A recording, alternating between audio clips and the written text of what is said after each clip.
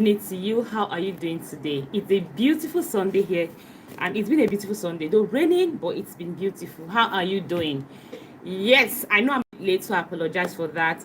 I do hope you have your writing materials. Do you have your pen? Do you have your paper? Because you will need to do some writing, if not a lot of writing, and you also need a bit of exercise. We are going to carry out some exercises here too, because it is parenting in modern times, subtitled Parenting with a Vision. That is it. If you know me, you know that I'm all about parenting with a vision. I'm all about aligning your parenting styles to actually match your vision, and that is what we are doing today. So what you want to do for me is to share this link, because I assure you that you are going to get a lot of aha moments. You are going to learn and unlearn. So I want you to share this link on your WhatsApp status, on your Facebook stories, share, invite friends. I have a friend who always says that child is safe until every child is safe. When it comes to parenting, it's not about just you, because you can do your best in your little corner. I do my best in my little corner. Hey, it's just you and I having just 2, 3, or 4 children. Doing always going to mix up with other children in the society. If you ask someone who is my best friend today, I never knew her when we were growing up.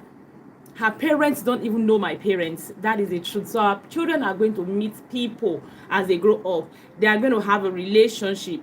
Employee, employer, client, customer. They are going to have relationships. So we need to do our best, not just to raise children who are responsible, who have integrity, who will grow into adults who will bring pride to the nation and who will make the world a better place. We also want to share our knowledge with other parents, so that at the end of the day, the society will indeed be a better place for us. So hey, you want to share this link and invite as many people as possible, so that we can all learn. Again, it is parenting in modern times. So now, before we go into the class proper, there is something I want you to do. I was supposed to share a slide, but I don't want it to be too long. I just want this class to be 30 minutes, 45 minutes, and with a short time, I want it to be empowering. So that's why I'm not sharing a slide. So there's something I want you to do first for me. I want you to type in the comment section the number of children you have and the ages. And I know that I'm thinking of waiting a bit for a few people to join. However, I don't like it because I know that many people actually watch the replay more than they join the live class. And I know that I don't like it when I want to watch a class and the host is stalling. I don't like it. So that is why I'm jumping straight into it. So if you know anyone who registered for this course and is not here, tell them that we have started, that they should join us. So here's the first thing I want you to do. I want you to write in the comment section the number of children you have and the ages. And we're going to come to that later. Now, the second thing I want you to do is, in your writing material, in your book, take a pen and write your child's strengths and weaknesses. We are also going to come to that later. I want you to note your child's strengths and weaknesses in your writing material. If you have 3 children, just write them, their names, their strengths, and their weaknesses. You do not have to share here. Just write them there. And after that, there is an exercise I actually want you to do again. I wish I was saying someone. I saw one person. I'm not seeing anybody again. There's an exercise I want you to carry out. This exercise is very, very important. So I want you to close your eyes wherever you are and begin to see your child in the future. Begin to look at the future and begin to see your child, or begin to see your children. What do you see? What are they doing? How are they dressed? In their offices, what are they doing? In their marriages, their relationships, what are they doing? Now, is you seeing your child in the future? Now, I actually want you to envision your child in the future. What are they doing? Who are they? They are making headlines. For example, what is the news about? The news, is it about donation to charity? Is it about finding cure to ailments? Let's say finding cure to cancer. Is it about finding cure to natural disaster? Because if science is saying that death will soon be, they'll soon find cure to death, simply means that people will not die of natural causes again. Things like sicknesses like malaria, typhoid, cancer, HIV, aging will no longer be the cause of a person's death. Death will be by option. Oh, the person chooses to die. That's a person can die because he chooses to die, or by accidents. Now, these are the only ways people can die. When it comes to sicknesses or aging, people will no longer die. So if science is making that advancement, then other natural disasters, earthquakes, tsunami, hurricane, they can also be cured to them or solutions to them. So again, I want you to close your eyes and envision your child in the future. What are you seeing? That is your vision. That is the vision. Let me tell you what I see when I carry out this exercise, because it's something I deliberately carry out all the time. When I'm not so occupied, I sit down and I want to look into the future of my children. And what I see them donating to charity. I see them finding cure to dreaded diseases. I see them finding solutions to mankind. I see them flying in luxury jets around the world. I see them with their beautiful families having a luxury vacation. I see my daughter marrying a man who is purposeful, who is supportive, who is loving, who is dedicated, who is committed. I see my sons marrying women, females, who are loving, who are dedicated, who also are purposeful. Now, these are some of the things I see when I envision my children in the future. And each time I do that, I wake up and I come back to reality and I say amen. And of course, I know it's possible, because there are people who live these lives. I see them shopping in luxury destinations. People shop in luxury stores. I see them having beautiful families. People have beautiful families. I see them enjoying the best of lives. I see them enjoying standing ovations. They are going into stages. People are clapping because they carry something, they represent, they are going there to bless lives. I see that happen and I say amen. And I know that it is true, because people are living these types of lives. And I know that, yes, my children can live it too. Now, again, what do you see when you sit down and you see your child in the future? What do you see? Do you see what I see? One thing I always say is that I have never ever seen a parent, I don't know any parent who doesn't want the best for the child. I have never seen a parent who doesn't want the best for the child. I have never seen a parent who doesn't want the child to be successful. However, I have seen people struggle in life. I have seen people give up. We have cases of people who life throws challenges at and they can't survive it. We've seen people, the tiniest temptation, they are falling for it. So if every parent actually desires the good for their children, they desire for their children to be great, to be successful, depending on what success means to you, then what is the problem? Why does every child not amount to that success which every parent desire? I hear people say it's luck, and I always wonder, is it really luck? There is something I do. When I wrote my first book, Understanding Your Child, I committed a great deal to research. When I was researching the book, I realized that there are patterns to these things.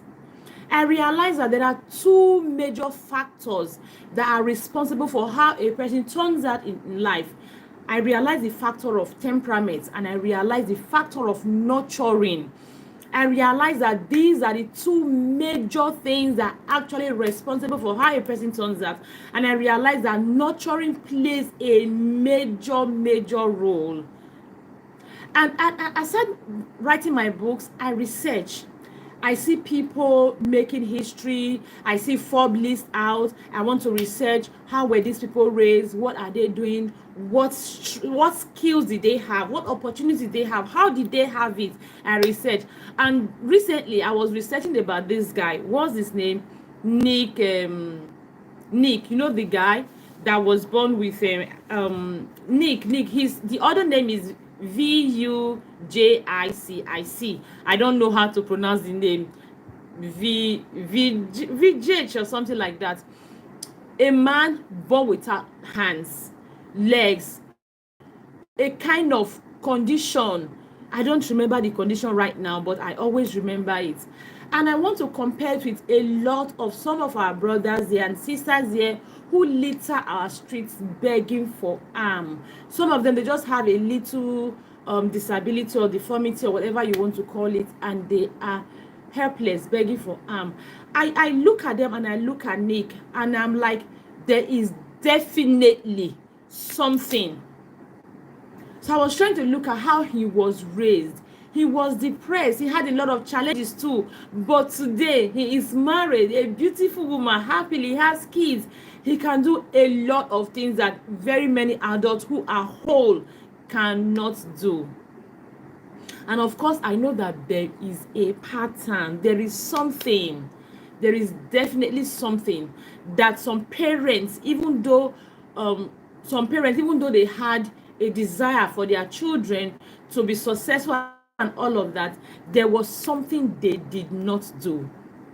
And I know that times have so changed that it's even tougher now. And I know that I have a vision, and I know that I have to learn what they did not do. I have to learn what the ones who have success stories to share, what they did, and I have to do it. If I actually have a vision for my child, I need to learn success patterns and replicate it. Now, this is what we are all talking about here today.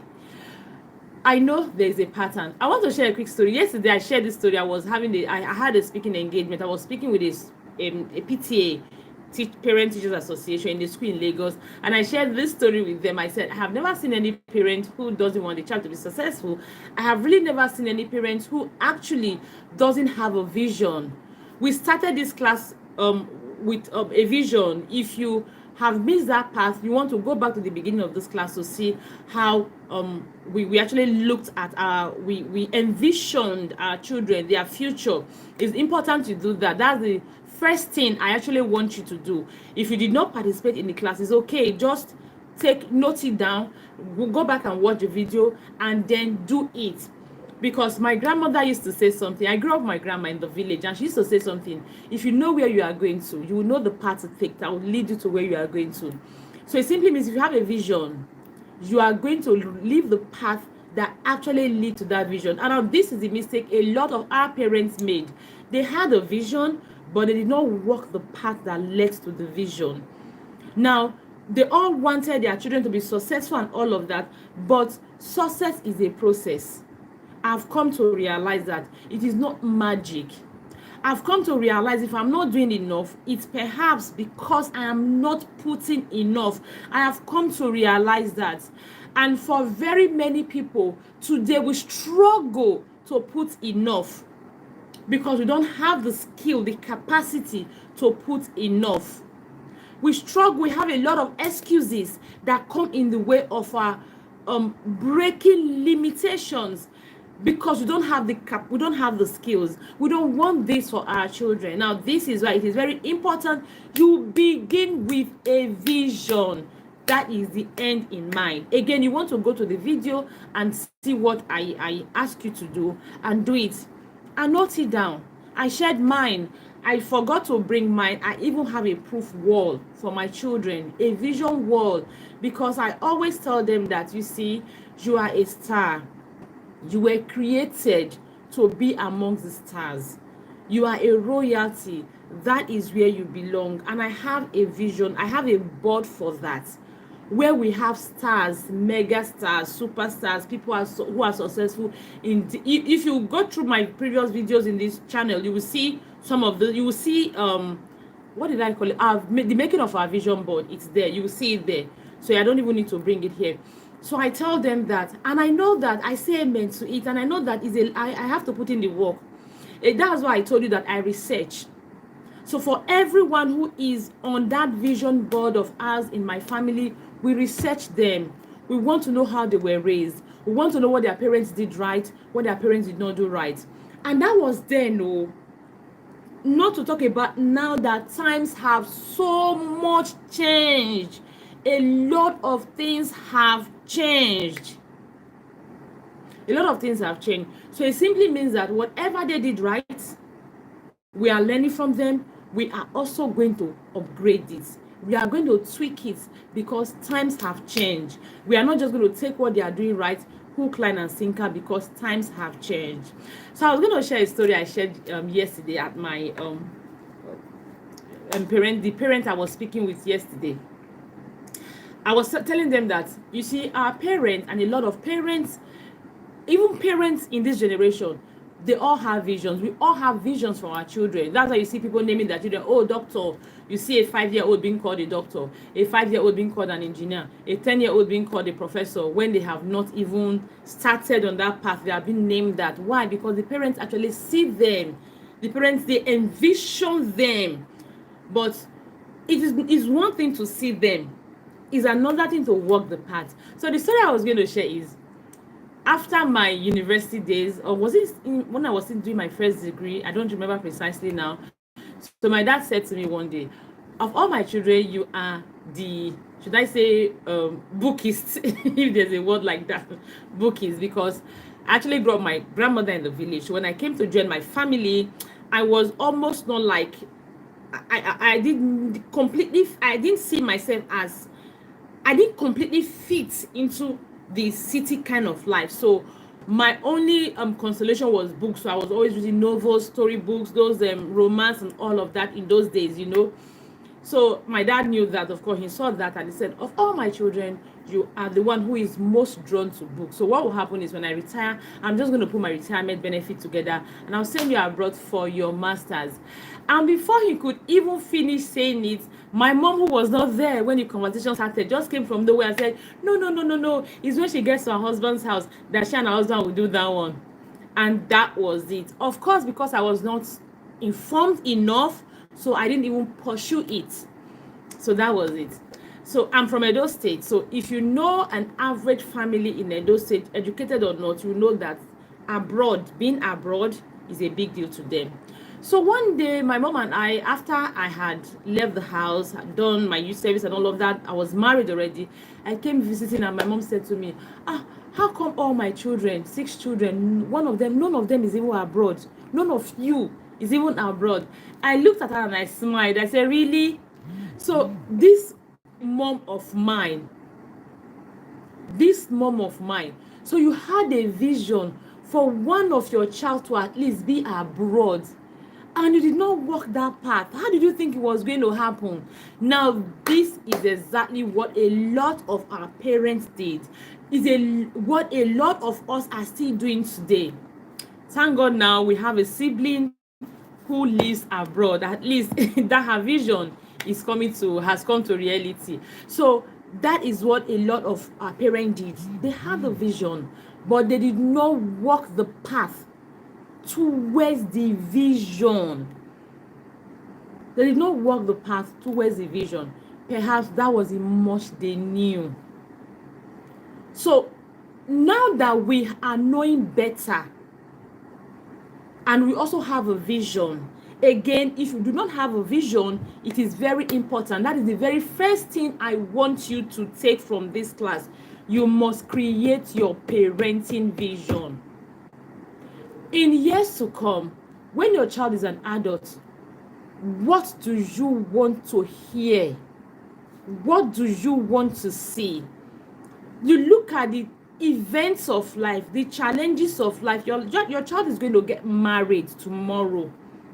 Your child is going to be a boss tomorrow. Your child is going to be, let's say, a governor, a president. Your child is just going to be someone tomorrow. What news do you want to hear? If your child is making headlines, what do you want to read? We have people making headlines for donation to charity. We have people making headlines for cure to ailments. We have people making headlines for integrity. We have people making headlines for honesty. We have a young girl, Hilda Bassi, making headlines right now for attempting to break Guinness Book record, Guinness World Record. We have people making headlines for different news. Last week, was it last week here? Okay, this is a new week. Last week here, I read about a 19-year-old boy who was in 300 level studying petroleum and mechanical engineering, dying of overdose of illicit drugs. He made headline for something. When I read that news, I was really heartbroken because I was just imagining all the years, all the times. It actually took me back to when I was pregnant. All the times I was told, take bitter cola, take tom tom, take ginger. I was eating them. Bitter cola became sweet in my mouth. Then I remember all the times, all the push. I remember all the what is it called, nights when you are supposed to be asleep. That's when your child know that they want to wake up and cry. I remember all the sacrifices. Then I remember all the beautiful things I would have loved to have. Now it's what is it called, Children's Day is coming, and I'm thinking of, okay, should I do this for myself, or should I take my children out? Should I look for a way to balance it or something? I remember all the sacrifices the parents would have made from day one, even pre-day one pregnancy period, till the child was 19 years old. Children die, people die, adults die, even teenagers die, we know that. But dying of overdose of illicit drug, hey, that is definitely not a good one. So, and I say, God forbid, bad thing. So when I think of all the sacrifices, I know that one of the things we need to do, no parent actually prays for the child not to turn out well. Again, we have a lot of people who do not turn out well. And like I said, in my research I have carried out extensively, I know that there is a pattern to parenting. People who have made success, there is a pattern to it. I know that for a fact. So the first thing I said you should do is to create your parenting vision. We carried out a quick exercise. You want to go back to the beginning of this video to see the exercise. Create your parenting vision. Your vision has a path that will take you to it. You have a vision. You want to build a 3-story building. There is a structure. There is a plan, a structure for it. Whatever your vision is, there is a path. There is a path that will take you to it. So you want to begin to research. Commit to research. Firstly, create your vision. Secondly, commit to research. Commit to research. That's the second thing. Actually jotted some things down because I don't want to forget. That's what I'm trying to look at here. So I said commit to research is important because there's a pattern. If you don't commit to research, you will also be the one of those that will believe, oh, it's luck, it's luck, it's luck. And because you keep banking on luck, what if luck doesn't happen? What if luck doesn't happen? So the first thing you want to do is to create your parenting vision. And the next thing you want to do is to commit to research. Learn the paths that will take you to that vision of yours. Yesterday I was in a school, and one of the questions a parent asked me was, he wants her son to study, to be in the military, because according to him, in his community where he's from, there's no military personnel there. So I believe he's a kind of the first military person in this community. Pride to him, and of course that will bring pride to his family. I get it completely. However, the boy says he wants to study system engineering. That is what he's interested in. So I had to let him understand the difference between a vision, when I talk about vision, success, and career path. What matters is the purpose and not necessarily the career path. I had to explain that to him. However, looking at Hilda Bassi today, I was just telling someone about, I said, you see, this child grew up seeing his mother seeing her mother cook. And all her life, she has been exposed. That's all she has been exposed to. So it's not surprising that she picked interest in it. And because she went to school, she is schooled and all of that, she has a desire to actually take it a top notch, take it further from where her mother is. So if, let's assume that her mother actually wanted her to be a cook like her too, she created the environment from where she actually learns everything. That is parenting with a vision. I'm not saying the mother deliberately groomed her to be a cook, because I'm almost very sure the mother would have wanted her to be something else. You know how parents, we always want our children to be bigger than, better than us. So I'm very sure the mother would have wanted that. But I'm just saying that if that was the mother's idea, exposing her endlessly to that environment would have programmed that in her. Success has a pattern. I have come to realize that in my research journey. So one of the things I said you should do is commit to research. Read about people who are successful. Find out how they were parented. There's a story I never stop to share. I always say that the best book, the most empowering book I've ever read in my life is Gifted Hands. It's a book for everyone. It's a small book, but whether you are a parent, you are going to get knowledge, you are going to get a lot of information from it. And one of the things I learned from that book is parenting with a vision. If you have not read the book, go and read the book, Gifted Hands by Ben Carson. The woman was limited in every way she could have been limited. Married at 13, got divorced before she could even say, because before she could realize her purpose in life, got divorced, had no money, was cleaning for rich people. Ben Carson was Olodo in school. It's just a whole lot. Now, there is something that always talks to me each time I read that book, was the fact that that woman had a vision. Her name is Saya. I think Saya Carson. Soya or Saya. She had a vision. She knew her children could be better than her. Guess what she was doing? She was not educated. She couldn't read, but she was researching.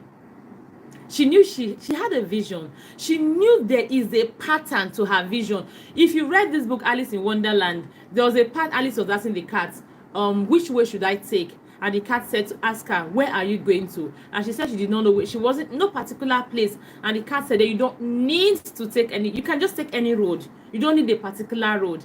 Meaning that if you know where you are going to, you know the path that leads, you follow a particular path that leads to the road. Now, because she didn't have a place she was in mind, then there was no point following a particular road. Just follow any road you like. So the same thing happens. Ben Carson's mom knew exactly what she wanted. She had a vision. She wanted to raise children who will be a lot better than her, who will stand out, who will be seen, who will be heard. What did she do? She was not educated. She was divorced. She didn't have money. She was struggling. But she was doing one thing. She committed herself to learning. How did she learn despite the fact that she was uneducated? Each time she goes to work for a rich man, she will study their pattern. What are these people doing that my children need to start doing? That was what she was doing. So when she comes back, she will tell them that rich people, this is what they do. So I need you to start doing this. Rich people don't stay on television from morning till night. So I need you not to stay on television. Rich people always read. I need you to read. That was what she was doing. She committed to research. Did it pay off? Oh, yes, it paid off. Because Ben started watching television less and started reading more, his grades started improving. From the Olodo of the class, he became the best, the consultant in the class. So what does that tell you? There is a pattern. There is a process. I've also studied a lot of other people. Talk about Elon Musk, talk about Mark Zuckerberg, talk about even strong women. Talk about what is her name? Chimamanda Adichie. Talk about Dora, the former NAFDAC DG. Talk about what's her name, the Director General, Ngozi. I'll talk about the first woman to drive a car in Nigeria, Funmilayo Ransome Kuti. I've studied, I've read about them, how they were raised, and I realized that there is a pattern. There is an intentionality in the whole of it. Now, this is why I tell you to commit to research. The first thing you want to do, the second thing you want to do is to commit to research. I cannot say it enough. First thing is to have your vision. And the second thing is to commit to research. Okay. Even when you have committed to research, you have learned everything. Now, when I'm talking about committing to research, I'm not just saying that you are learning about people who have made money. We're not talking about money. It all depends on what success means to you. Someone was sharing with me the other day that when she got a divorce from her husband's father collapsed. He collapsed and he landed in the hospital. Why? Because the son had a divorce. So to him, it was a total failure. Why would the son have a broken marriage? So whatever success means to you, there are people who have walked that path before. So what you need to do is to commit to researching about them. It could be marriage. Oh, people have been married for years. 100 years. You want to know how they did it, so that you can, or your marriage is amazing, is going, you want to start jotting down some of the things you are learning, so that you can begin to build that in your children. Build the habit, because habit leads to success. When we talk about success, is habits we are building in our children. Success habits we want to deliberately build in them. So you want to learn the patterns that is working, that works for people, that is working for you, so that you can build it in your children.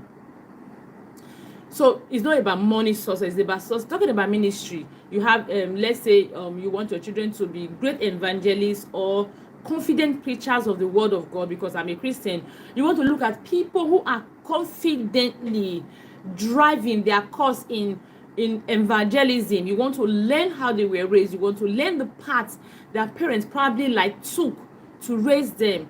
You want to learn those patterns, because that is what success means to you. Now, even when you have research, you have learned everything, I still tell you that it is not a walk in the park. It is never a walk in the park. Researching, having a vision and researching even makes it more difficult, because when you don't know it, you are just wallowing in ignorance. You are winging it. You are doing anything. But now you have gone to do research. You've created your vision. You know exactly what you want. You know tomorrow when my child is making headlines, what I want to read. I don't want to read headlines that, oh, my child is a drug baron. That is not, personally, that is not the headline I want to read. I don't want to read headline, oh, my son was involved in a domestic violence. No, that is not the headline I want to read. Or my son is in jail because he was demanding for feminine favor in exchange for grades. These are things that happen. Oh, or my son went into fraud because he saw fake life on social media. He was no longer contented. He wanted to take the short route. Those are not the headlines I want to read. I know the headlines I want to read. I know when my child is being interviewed tomorrow, a journalist is interviewing him and asking him questions. I know what I want to hear.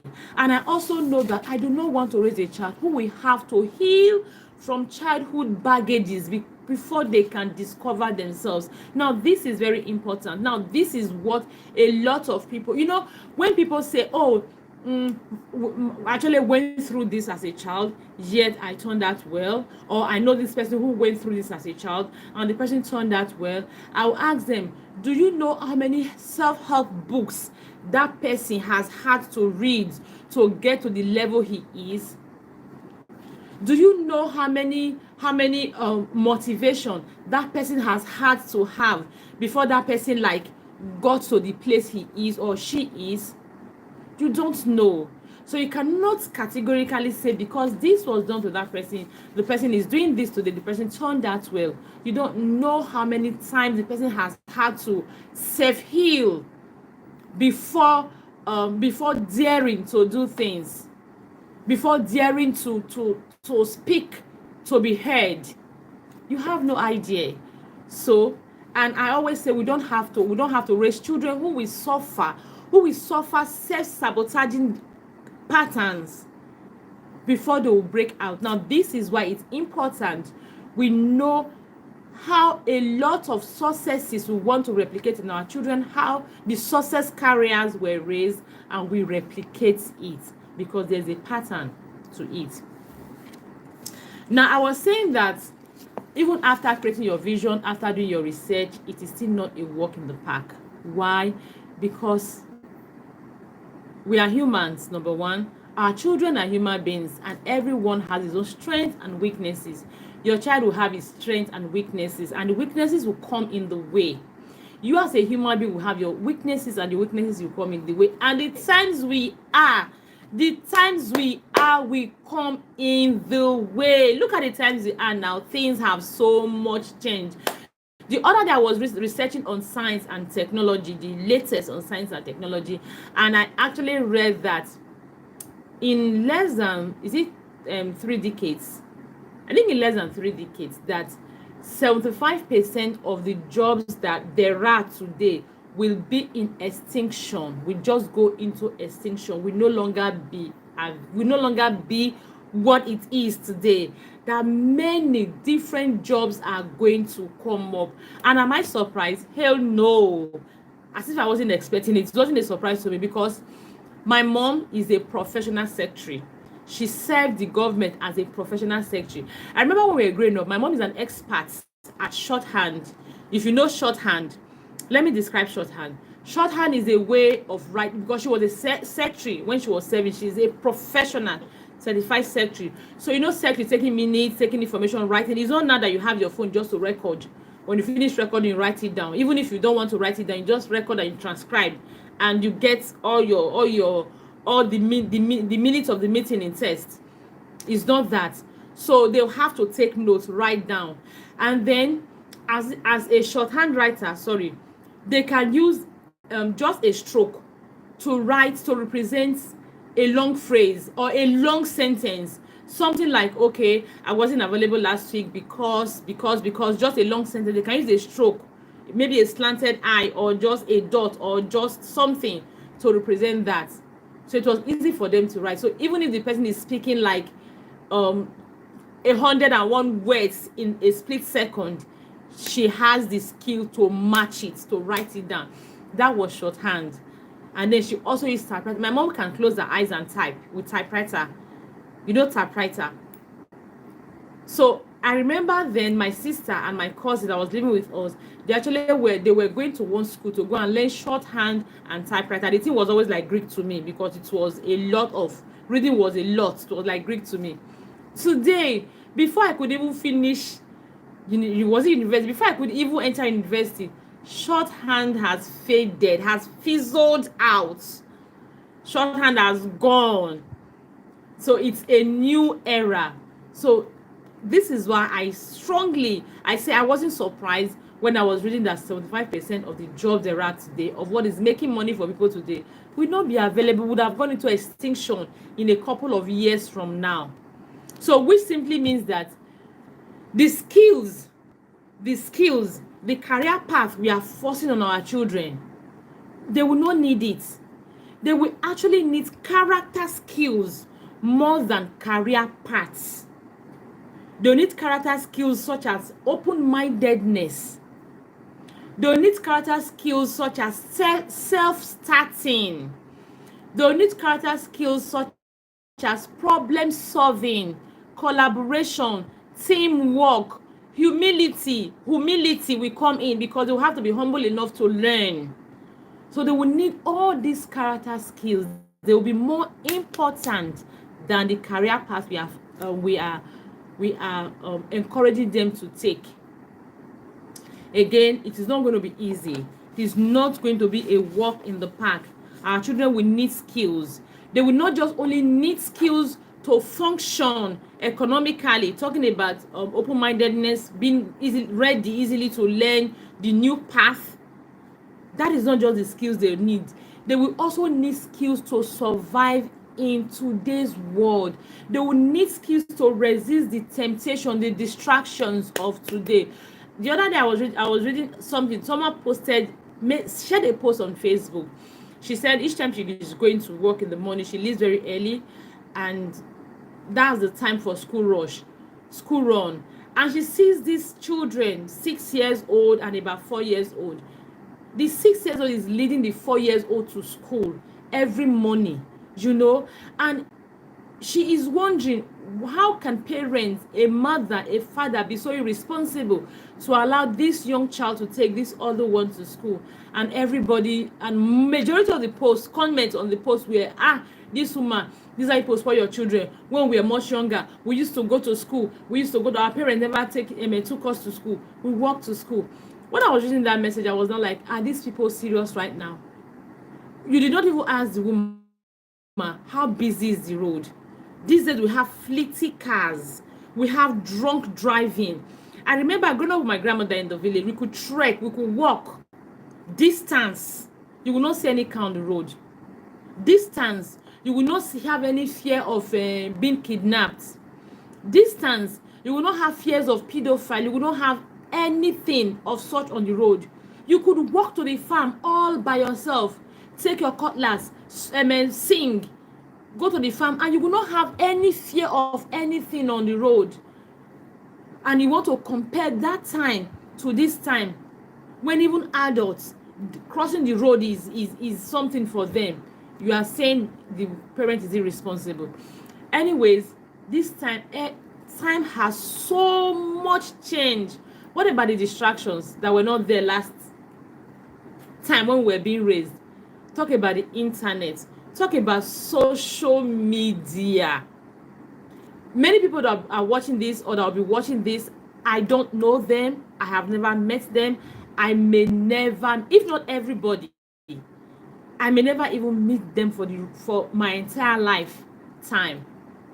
Social media is a major game changer. It has made a lot of things good, the same way it has brought a lot of distractions that cause ruin to children. People are striving, relationships are getting better, people are taking it as a source of money making, people are taking it to learn and improve themselves, personal development, yet a lot of people are drowning in it. Ordinary addiction is making people not to be productive. That's one. Fake life everywhere. People do not understand that. People are losing opportunities, losing their lives because they are in a competition that social media is projecting or showing them.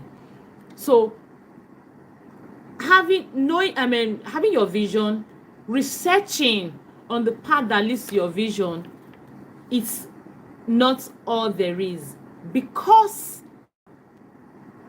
it is not a walk in the park. Our children need skills to learn this, to learn how to survive in today's world. They need skills to learn how to flow, so that as the world is evolving, they are flowing with it. They need skills to stay afloat. They also need skills to be able to survive the distractions of today. I've mentioned some of the skills they need. I said they need skills, open-mindedness, they need optimism, they need self-starting, problem solving, communication, they need self-belief, yes, and they need boldness. They need a lot more of the skills. And it falls on parents, you and I, to build these skills in our children. Now, this is the essence of this class. Building these skills in our children. How do we now build these skills in our children? You have a vision. You have done all your research. How do you now? It doesn't mean, it's one thing to have knowledge. It's another thing to apply knowledge. Results is in application. It's not just in acquiring knowledge, but application. So we want to learn, how do we now help our children become what they should become, not necessarily what we want to become. Having a parenting vision is not you forcing a career path on your child.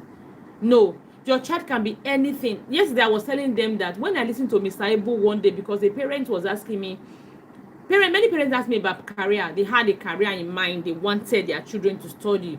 One of them, the daughter wants to study theater arts, but she wants the daughter to study nursing, because according to her, when daughter relocates, nursing is pays more abroad. So hopefully daughter relocates and nursing will come handy. She will be able to make a living.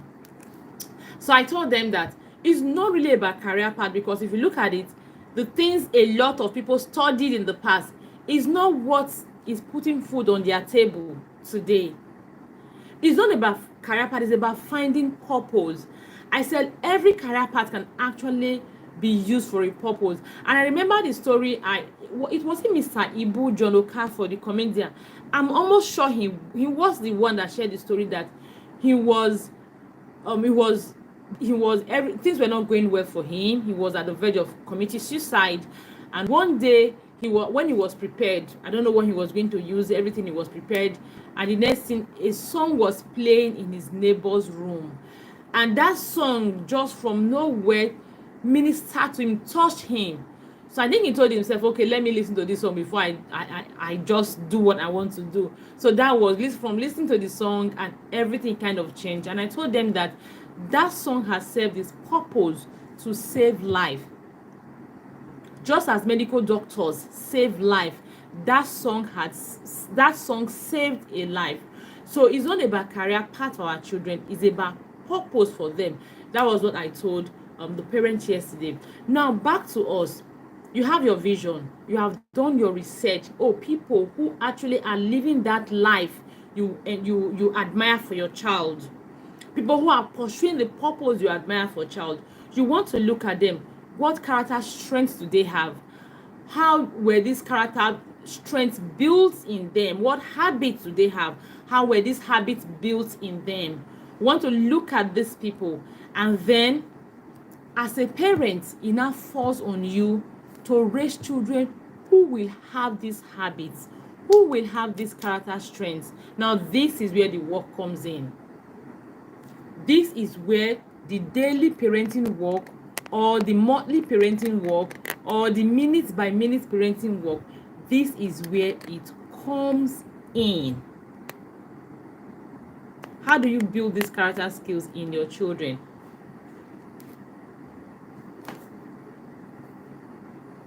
How do you build these character skills in your children? Now, the third thing, the third exercise I have for you, the first one was to create your vision. Like I told you, we have an exercise, we carried that at the beginning of the class. You want to go there and check out the exercise, and you join, you do it. The second one is to research. When you have researched, now the next one is, how do you build these skills in your children? Your child will need resilience. It is important. How do you build this resilience in your children? Your child will need not to be emotionally destroyed. Because if your child is emotionally damaged, because a lot of the things we do as parents, we have a vision. We want to raise children who are responsible adults. But what we do not realize that a lot of the things we do don't align with our vision. Now, this is where we have very many parents who actually have a vision, but they end up raising children who do not emerge their vision. If you want to sit back now and just take your phone and call your parents, and if they want to be sincere with you, you ask them if they wish you had done that some differently. You'll be shocked. You will get, yes, they wish you had done that, maybe more, a little more or a lot more. So, but why didn't you turn that way? Perhaps you don't have the capacity, the skills to turn that way, because they were not nurtured in you. That is the simple truth. Even you, if you look back, I have a community pack, parenting accountability community. One day we're talking about marriage. That last year's class, we're talking about marriage. Very many people, very many women especially, they marry the next available person because they just wanted to leave their parents' house. They wanted to leave the nagging, leave the yearly, leave the criticism, the judgment. But the parent had a certain, parents kind of have they kind of had a certain person they wanted their children to marry. Oh, like my mom, for example, said, when I get married and go to my husband's house, then when I think of doing masters abroad. So she expected me to marry maybe a certain kind of person. And the truth of the matter is, not too long ago, I was talking to a couple of ladies in a private group. I was asked to speak. So one of them asked a question on is it blind date they call it, or matchmaking. And the next thing she said was, why she was hesitant about the relationship she was being, the person she was being match made with, was what if the man comes and the man doesn't like her. And I said to her, what if the man comes and the man doesn't like you? What if the man comes and you don't like the man? Why does it have to be the man doesn't like you? Hello, 100 years wife material like you. You are thinking, what if the man doesn't like you? What if the man's sisters don't like you? What if the man's mom doesn't like you? What if you don't like the man? So what you want, what you like or what you don't like, it doesn't matter. You don't matter. You are not in the equation. Whether you like the man, you don't have a choice. It has to be the man. Why?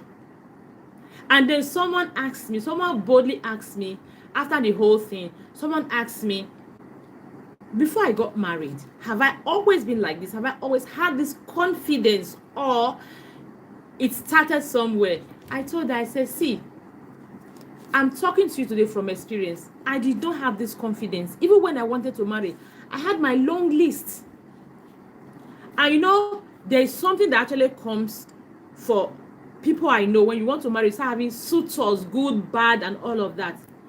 I said, but sometimes, even my list, I was afraid of my list. Even when someone that actually just matched my spec, let me use that word, I'll have this holding back, like, what if I am not? What if it doesn't turn out well? And looking back now, a 1001 yard, a wife material yard like me, I be had them, they call them me. But that was not what my parents wanted for me. They had a vision. But hey, was I raised to match that vision? That is it. Was I raised to match that vision? So a lot of parents have vision, but we are not aligning our parenting choices to meet the vision. Now, you have a vision for your child. Like I said, we have an exercise. You need to go back and see it's what I talked about in the parenting vision. You have a vision for your child. You actually want to create your parenting style. You want to have a parenting framework. You want to create a parenting structure that will birth your vision, because it is not luck. The second task I gave you was to research. Commit to research. Research. When you research, you will realize that it is not luck. One of my mentors is Sam Adeyemi. Even if I have not met him one-on-one, I absolutely love the man, because you know him, Pastor Sam Adeyemi of Daystar Christian Center. Absolutely love the man because he says it the way he is. Once someone shared it, according to him, he was sharing something that happened, that I think he went to it when he was still much younger or something like that. Someone shared a testimony of how he got a contract worth millions of naira. Him, a poor man like him, living in one room, face me, I slap you, something like that. After this testimony, everybody was like, wow. Everybody was like, wow, God is at work, God has done miracle and all of that. Sorry.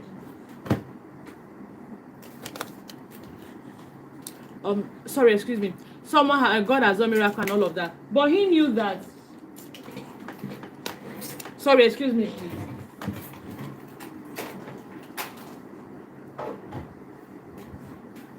Excuse me, please. But he knew that there was a process, that there was something more than just going there and getting the contract. He knew there was a process to it. Yes, God did the miracle, but there was a process to it. So after the whole testimony, he called the man and asked the man, he wanted to know a bit more. And the man told him how he went to the office of the person, how he has been pursuing that contract for a very long time, how he had not gotten the contract. He has not even been able to speak with the person in charge, the handler of is he minister? The minister, the official in charge of the contract. How he was not able to speak with the person for a very long time. How he had to go and stay there, sleep there for days, very many days, before eventually he was able to see the person. Before, when he was able to see the person, he spoke with the person, and that was how he got the contract.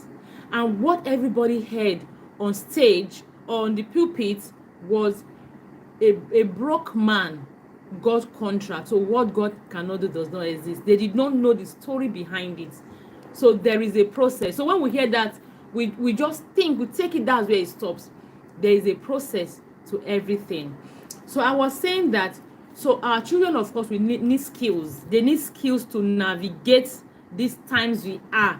They need skills to survive these times they are. They need skills to stay afloat.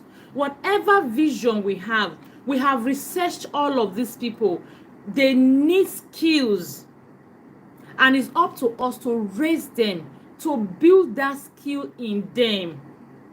If we do not build that skill in them, the thing is, they will grow up maybe not having the skill. Maybe they will grow up. When they grow up, then they begin to learn. The time they are supposed to use to make progress in life, they will use the time to starting all over again. They will use the time to starting all over again. We have a lot of self-help programs. Oh, financial management, come and take financial management. Now, these are skills that people are supposed to just talk about. Even a lot of things we go and pay heavily to learn today. A lot of skills that if we start early, our children will have them naturally. They'll have resilience. They'll have problem solving. They'll have teamwork, collaboration. They'll have open-mindedness. What is it called? All the skills I mentioned. Optimism. They will be able to start. They will have the self-starting ability, because it is very important. The times we are now, when I said that research has it that in a couple of decades, all the jobs there are today, most of the jobs will be extinct and new jobs will come. Children need to be able to think outside the box. They need self-starting. The entrepreneurs are going to emerge in numbers, and our children, they are going to benefit. In fact, in a short while, we have more people working for themselves. More people working for themselves than working for others, really. Someone was sharing an idea she has, and she was telling me that she wishes that the world would just come and collaborate with her. She wants teachers. She doesn't want she wants a situation where teachers are hired, not you work in the school. A school pays you monthly. No, teachers will have an association whereby they will choose, they determine the terms. Like, I work for myself, I'm going to work for this school I'm going to meet you. Like, I'm not your staff, I'm your contract staff. So she wishes that the world, or at least Nigerians, can work with her. They'll create that system. Self-starting. These are the skills our children need. And we have the role to actually nurture these skills in them, create patterns in them, instill habits, rather help them develop habits that will lead to the success we actually desire to them. So you have created your vision. You should create your vision, number one, after this class. Number two, you should do your research. You have a vision. This is what you want of your child or from your child. And these are the people that are actually living these lives, and these are what they do or what they did or how they were raised. So you want to now ask yourself, what are the skills my children need? These people may have been raised this way, but because times have changed, I need a tweak. So the next thing you want to do, this third task I'm giving you, is identify the skills your child needs. I've given you some already. Identify the character skills your child needs. Identify the daily behaviors your child needs. Identify everything you need to identify. For example, let me give you an example. Self-starting is one of the skills every child needs. It is the truth. It's not just now, for the emerging world. self-starting. Even in our time, we all need, today, the world we are, we need self-starting. We need to self-start. However, a lot of us don't have the courage. We don't have the boldness. I personally, I suffer not being able to, not having the self-confidence to self-start. I suffered it for a very long time. I have a friend. He would tell me, okay, he wasn't really my friend. He was working with me in a way. He was the first person to discover me. Let me use that word. Every day he will come, madam, there is something about you. Madam. He will not let me rest. Every day he will tell me, if I dress, he will talk. If I walk, he will talk. Everything. This guy was literally like breathing down my head. Even till today, I call him my hype man.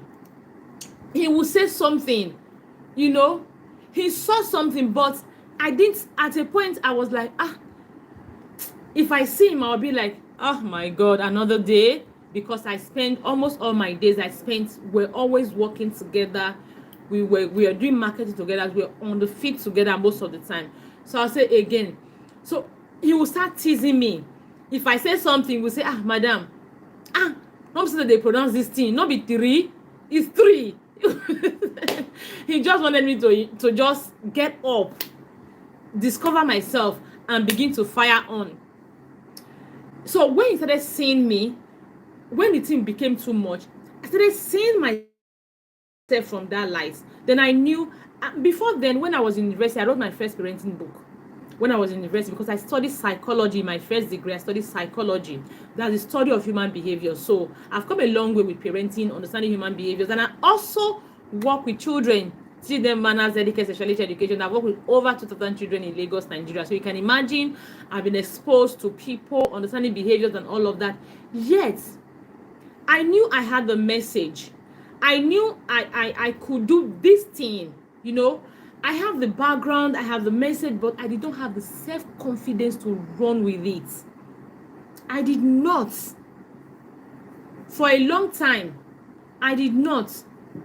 Until recently, I started, if you go to Facebook, I was about one of the first people that created a parenting group in Nigeria.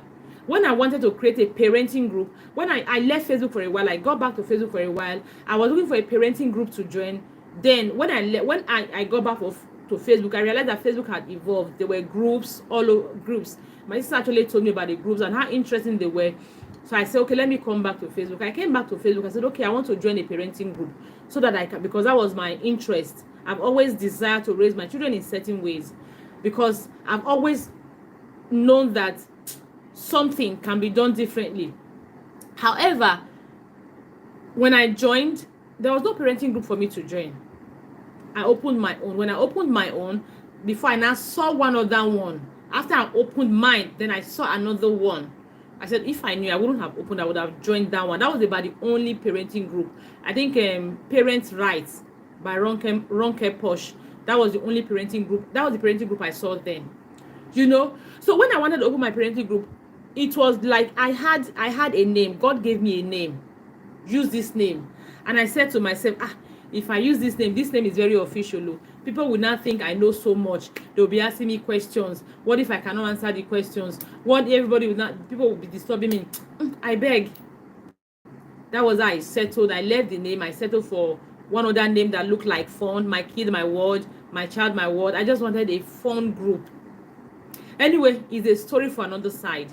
It's a story for another time. But what am I trying to say?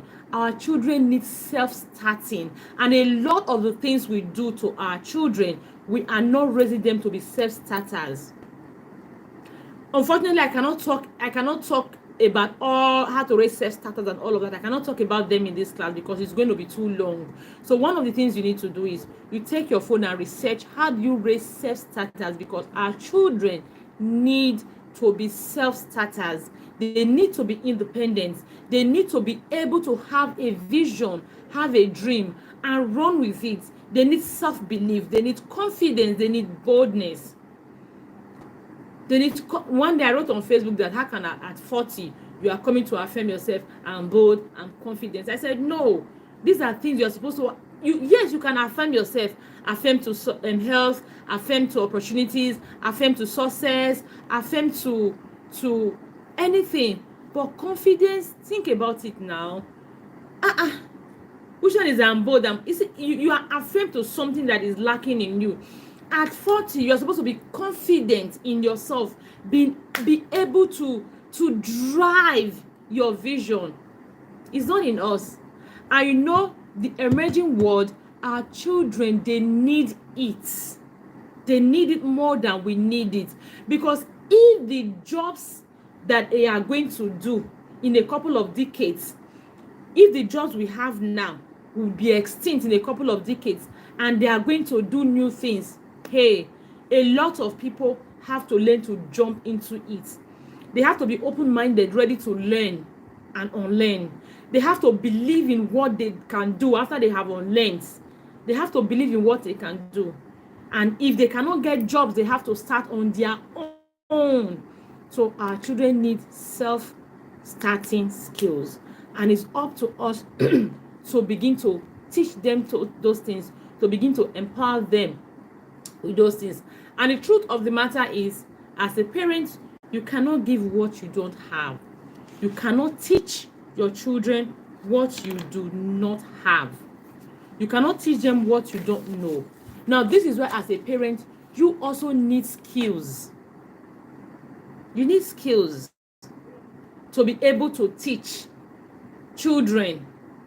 You need skills to be able to teach your children. I think I've shared a great deal of information in this class. I've talked about creating your vision. Is important because if you know where you are going to, you know the path to take. You need to create your vision. I've shared my vision with you. I don't want to raise children who are mediocres. No. I don't want to raise children who, I actually want to raise children who are bold, who are confident, who are self-starters, who do things. And I know that I need to put structure in place for that to happen. I know that I need skills to be able to raise such children. So now it is why every single day I am committed to learning. And as I learn, I don't keep my knowledge to myself. I share. If you check this channel, we have a lot of resources you can learn from. And I also have a community where I share daily. I have a subscription community where I share daily with parents. We meet 3 times a week. We have conversations. Things happen. We learn from things that happen. And I share daily how I am raising my children to emerge the image in my vision. Because I just want to have it. I don't want to be like the parents of the past who had visions, but they did not align. They did not let their work align with the vision. And then eventually, people start saying, it is by luck. Oh, life doesn't have manual. It is by luck. If you think life doesn't have manual, it's by luck. Then someone actually said that to me yesterday, and I asked him, why do you send your child to school? If life doesn't have manual and it is by luck, why do you send your child to school? Why do you send your child to learn a trade? Why do you send your child to learn a skill? You will leave them and luck will find them. When you're not feeling well, why do you take drugs? Luck will find you. When you have issues in your marriage, you go and meet a marriage counselor. They tell you things to do because they know that it's not luck. There's a process. There's a path that leads to success, which we all must replicate if you want to raise successful children. So you need skill as a parent. So the next thing I want you to do as a parent is, the first thing, you create your vision. The second thing is commit to research. The next thing is, okay, I didn't talk about you understand your child, because every child is not the same. You commit to research and you commit to understanding your child. When you understand your child, you understand your child's strengths and weaknesses, you will be able, your work is a bit easier. So you commit to understanding your child. You commit to knowing the skills your child will need. The skills your child will need to emerge the picture, the vision. And by vision, I'm not only talking about raising the world's richest man. I'm talking about whatever success means to you. Whatever success means to you. However successful you want your child to be. You want to raise a child who is successful in marriage. You want to raise a child who is successful in in business, you want to raise a child who is successful or in let's say academically. You want to I read about a girl who was, I think, the best in her university, came out the best then. She said when she was 13, her mother started making sure she read her books every day. She read her books at least, I think, 2-3 hours every single day of the week. So when it was time to write JAMB, it was easy peasy. It was time to write WAEC, it was easy peasy. She got to the university, she had already cultivated that habit, so it was easy peasy, and she passed she passed the best. The mother had the vision, and the mother walked the path that actually led to the vision. So as a parent, you need skills. You need skills. You need to assess the skills you have presently. The skills I have presently, is it enough? You even need to start by self-reflection, examining yourself, your parenting so far. Do you think your parenting so far can actually birth the child in your vision? The next thing you want to do, like I said, create your vision. The next thing is commit to research. When you create your vision, the easy way for you to do this is you create your vision, you sit back, you go back and watch that at the beginning, you see what I mean. You sit back, after creating your vision, you look at people living that life. Then you research on how those people were nurtured, how they were raised, what you can learn from them. Remember, you are not swallowing everything, because times have changed. What it was, people who were raised, our parents were raised, they were prepared for the industrial era, and they actually took that template and prepared us for the industrial era. Unfortunately, the times we came to inherit is no longer industrial, is information, and our children have fast left the industrial era. So we cannot use that template. Even the template that actually raised successful people, we cannot just use that template, we must tweak it. So you want to understand the templates that raise those people, and you want to know the factors that are prevalent in today's society, the challenges, the obstacles, everything. What can you tweak? What can you change? What can you adopt? You want to know that. The skills you need to should I say install in your child, you want to know that. Now you want to know the habits you are building, because it's habits that will lead to skill. It's habit that will lead to success. The habits you are building, the habits you want to form in them, you want them to form, you actually want to know that. And you know that, of course, as a parent, you need skill to be able to nurture them. So you want to sit down and reflect on your parenting so far. Have I been raising the children I want to see? I'll give you a practical example. Research has it that self-esteem is a great success tool for today. Self-esteem, believing in yourself, self-confidence, believing in yourself, in your ability, believing that you carry what you carry, you can deliver, believing in yourself. It is a tool for success. It is the topmost tool for success. Unfortunately, very many parents, we are not helping our children develop that skill, that tool they need for success. And we actually want to do it, but we are not doing it. I use myself as an example. When I was growing up, my parents, of course, they wanted us to be self-confident, for example. So they used skills, strategies they knew, but those strategies were counterproductive. I remember we had a family then that was they were from our, I don't know, maybe from our hometown with my dad, and then we lived in the same neighborhood. My daddy will always compare us with the children. Oh, go and see this person. Oh, go and see this person. Oh, she passed her exams. She got A's. She does this. She does that. They do this. They will always compare us with the children. At first, I was like envious of them. At first, I admired them. I actually liked to be like them.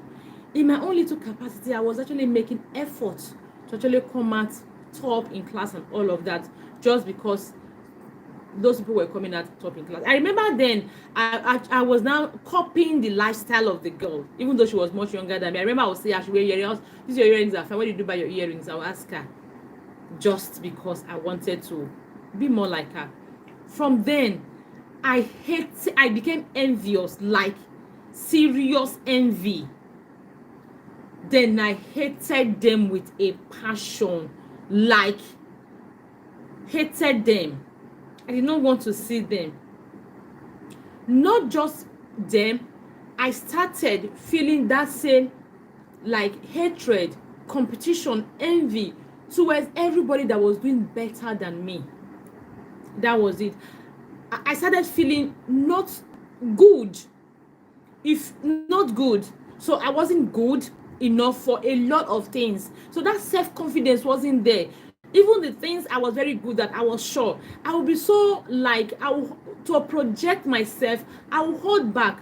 I will not be able to project myself.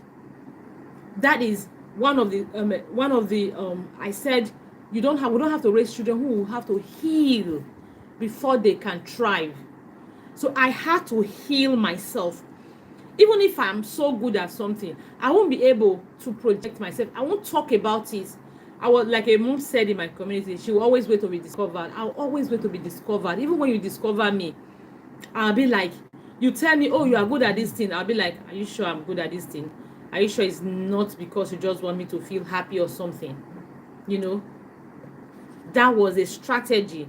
Their strategy was supposed to actually make me feel better, but actually make me feel worse. The truth of the matter is, we all want our children to be successful, but some of the strategies we use will not make them to be successful. We actually break them instead of making them. So if you have a child, you want to be successful, and you know that self-confidence is a major success key in today, if it has not always been, then you want to deliberately put structure in place to develop self-confidence in your children. Then you have to realize that your constant criticism is not doing any good. Your constant comparison, judgment, shaming, they are not doing any good at all. So as a parent, you have to know the skills you need. You have to know what your children need and the skills you need to actually raise the children you want to see. Like I said, you want to first of all reflect on how you have been parenting. Have you been parenting in such a manner that it will it aligns with your vision? If it doesn't align with your vision, then you have to start all over again. There is always a fresh start. It is never too late to start. You have to start all over again. You want to know the skills you need. You want to begin to work on the skills. Now, yesterday or the other day on Facebook, I asked what is the most important parenting skills. I got different responses and I shared my own. The most important parenting skill I know is open-mindedness, emotional intelligence. You have flexibility and you have patience. Note them. These are the most important parenting skills. You have open-mindedness. You want to be open-minded to learning. Open-minded to learn, to unlearn. Because who you are today is a product of how you were raised. Your choices is greatly influenced by how you were raised, because you have been programmed. By the way you were nurtured, you were programmed. You have been programmed. So you want to begin to be open-minded, to begin to learn, to begin to unlearn, to begin to uninstall those programming that have come into you a long way. Because if you do not install them, you are going to program your children that same way. You are going to raise your child the way you were raised. And if the result, you as a result, is not what you actually would have loved to have, I would have loved to have to be a better me, to have achieved a great deal more than. I know that I know the factors that have limited me. I would have loved to have made different choices a great deal, because we are a product of our choices. I would have loved to have made a lot of different choices and probably would have been a different person. So if you know that, okay, you would want your children to make different choices than the choices you made or you make, you want them to come out different, you know that one of the things you have to do, you want to uninstall those programming you had, the way you were raised. You want to look at them, you want to install some of those things. You want to be open-minded to learn new ways. You want to be open-minded to learn new ways. Even when you are open-minded, of course you want to be flexible. You're open-minded, so you're also flexible to be learning, not to be rigid, holding on to your new ways. So you want to be flexible, learn new ways. Even when you have learned new ways, you need emotional intelligence. It is very key. You need the ability to stop, pause, think, reflect, and make sure that at every given time, your action, your choices, what you are going to do is deliberately aligning with the vision you have. What you are going to do, it is going to align with the vision you have. So you need the emotional intelligence. You want to respond to your child, for example. You want to make sure that, okay, you're able to pause and reflect on your intended response, and you want to make sure that your response will produce the effect, or you produce, we actually we meet your child the way you want to meet your child. We want your response to meet your child. So you need emotional intelligence, the ability to hold back and think. You need that. And then you need patience. It is very important. We always expect, oh, we've learned something about parenting, we are applying it, we want to run with it immediately, we want to see result now. No, you will not see result now. Expecting to see result now will pressure you. So you need a lot of patience in your parenting. You need a lot of patience in with everyone around. You need a lot of patience with your children. Those are my 3 top skills for parents. And the last thing I want to share with you is a tool, a must-have tool for every parent. A tool every parent must have. It is your family structure. Your family structure is a tool you must have as a parent. You call it your family structure, you call it your family framework or your parenting framework, you call it blueprint, you call it manual, call it whatever.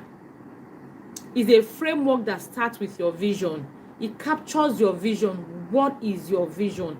It captures it. It breaks down every single thing you need. It captures every single thing you need towards your vision.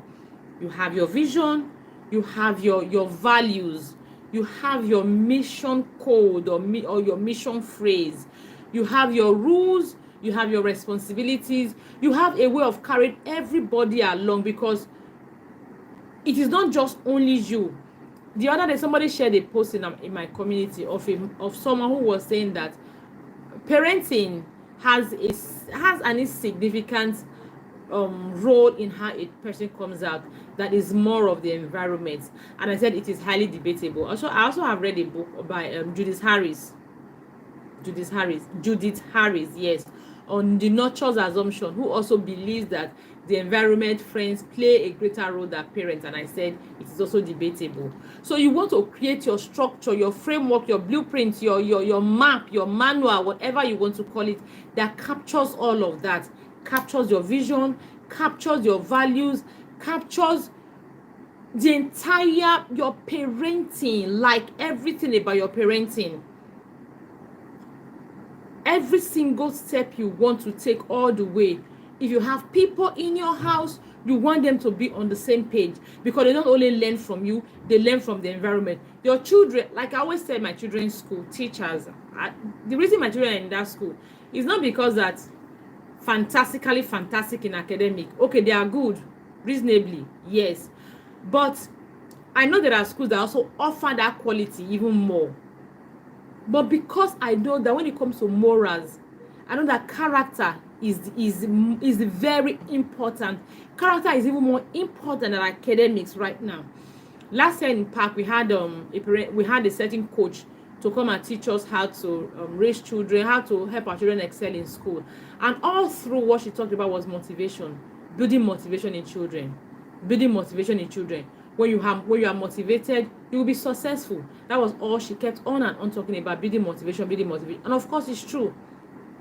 Motivation to read, motivation to be self-disciplined, and all of that. So character skill is more important than academic skill. I know that, and that is why they are in the school. They have been in the school all their schooling life, and they are still in the school. So you need to create your family structure that covers everything. If your child is behaving, you want to have a source to refer them to. You have values. Now these are values. You want to know how to instill character strength in them from your values. You have it.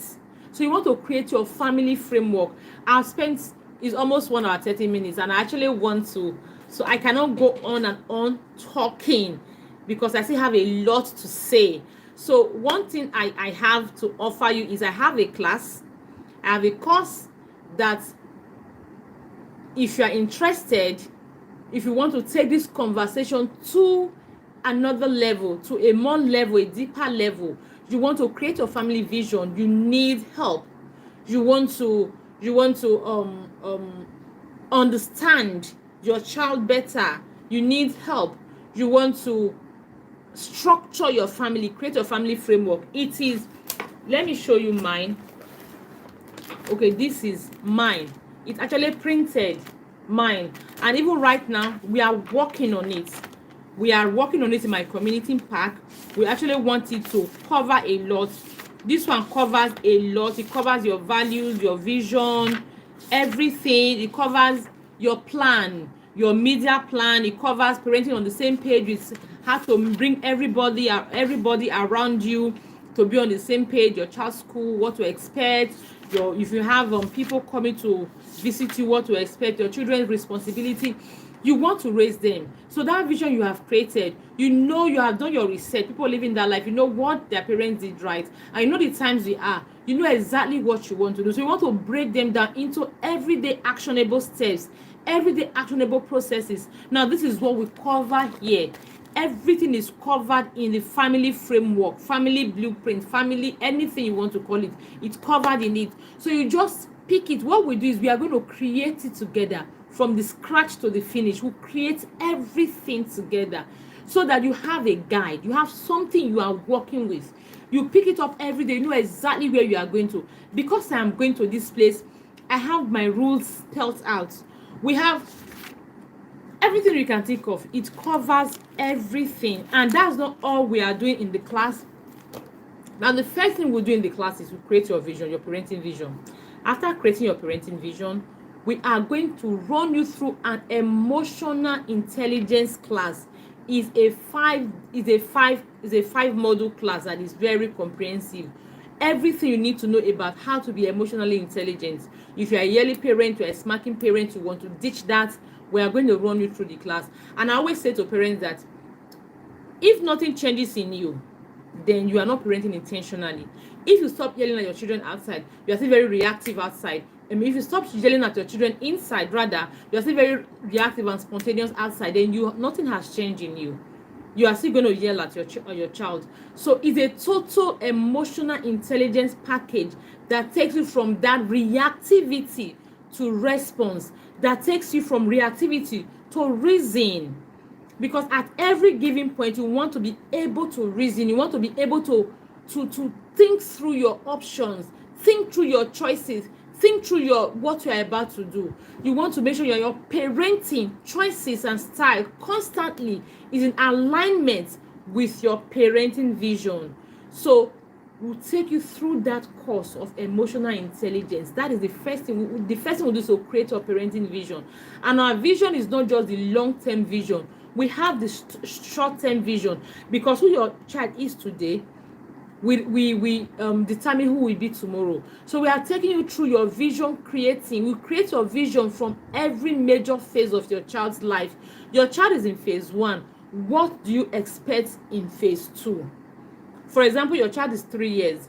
You are preparing your child for when your child will get into primary school. What are the challenges he's going to face in primary school?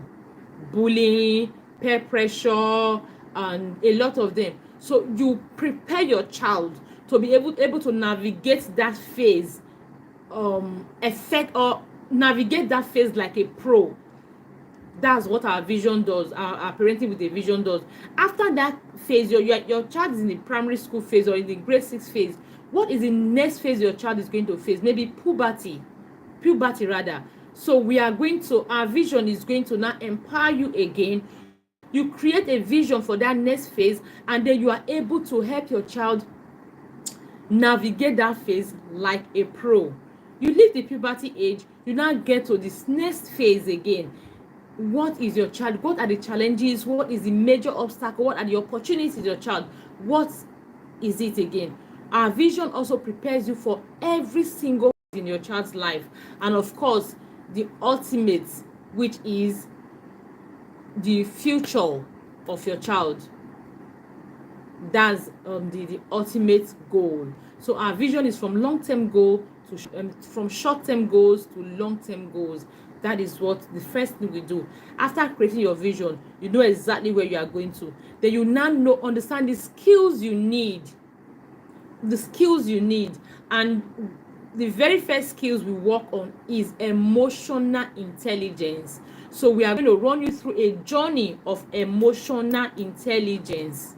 So when you become emotional intelligent, then we now start creating your parenting framework, because now you have worked on yourself, you have created your vision, you know exactly where you are going to after creating your vision. Then you have you have worked on yourself, you are now emotionally intelligent.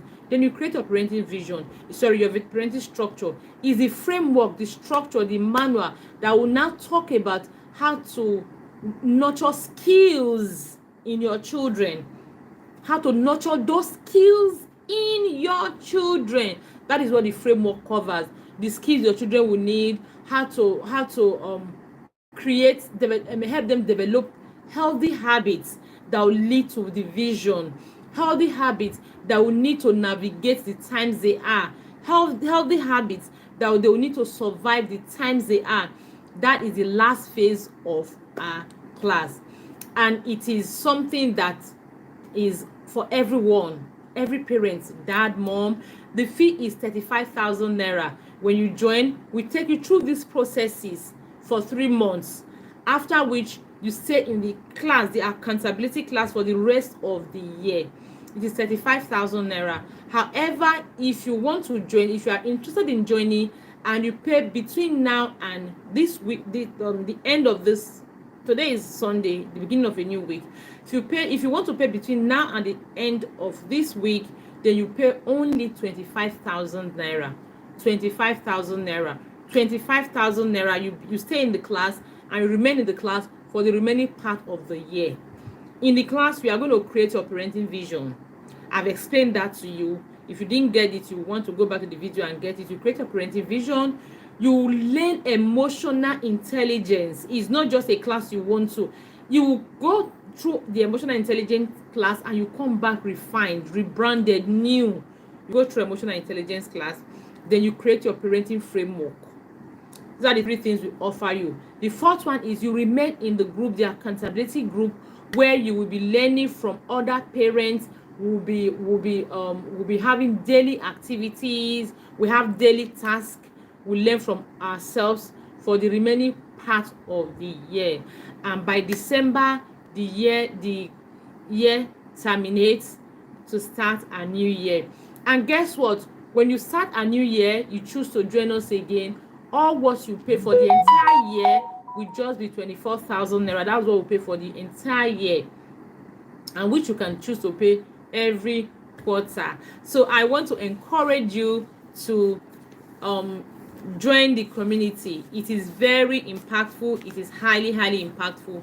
You are going to enjoy it in the community.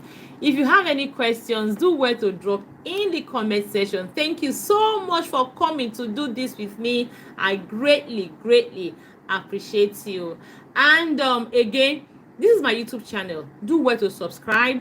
Do well to share with anyone and everyone. Tell people that there is value here. You can go through our previous videos and you are going to see a lot of information. I'm going to be holding every month live classes here. I'm going to be holding live classes here every single month. So next month, hopefully, is it every month or every fortnight? I don't know. Let's see how it goes. It can be every month, it can be every week, it can be every fortnight. Let's see how it goes. So you want to help invite other parents so that they too can come and learn. Remember, I said that if you just raise your child alone and you feel you have done it all, you have not done it all, because there are people out there who don't know what your child knows. who were not raised the way you are raising your child, who may be a danger to your child and to mine. Now, this is why it's important we invite everyone so that we all can learn together and raise responsible children who will make our children safe. One time I was reading about a houseboy who actually connived with kidnappers to come and kidnap the oga's children. Imagine that. And the oga was very nice to him, yet he did that to the oga. That was someone's child. The oga may have been a good man who was very nice to the houseboy because of the way he was raised, but hey, he actually suffered from a houseboy who was badly raised. So you see that it's why we need to invite as many people as possible so that we can all learn and grow. Again, thank you so much for watching. If you learned something, do well to leave it in the comment section. If anything, particularly if something you took away, most especially, do well to leave it in the comment section. Thank you again for joining me today. See you next time. Bye bye.